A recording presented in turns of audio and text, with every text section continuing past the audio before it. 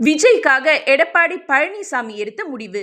வரப்போற 2026 தமிழக சட்டமன்ற தேர்தல் வரலாறு காணாத தேர்தலா இருக்கும். ஏன்னா இதுவரைக்கும் திராவிட கட்சிகளே மாறி மாறி ஆட்சி செய்து வர நிலையில விஜயகாந்த் மாதிரி விஜயும் அதிரடியா அரசியல்ல இறங்கியிருக்காரு.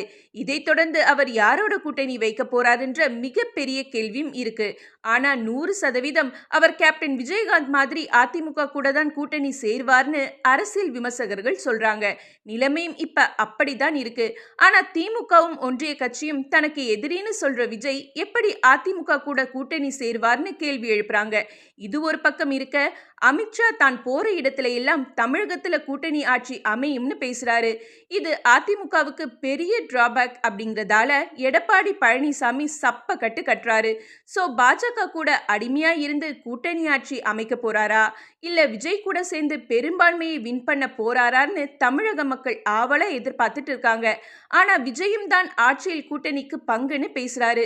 பாஜக கிட்ட அடிமையா இருக்கிறத விட விட்ட ஆட்சியை பிடிக்க விஜய் கூட சேர்ந்து ஆட்சியை பரிமாறிக்கிறதுல எந்த தப்பும் கிடையாதே.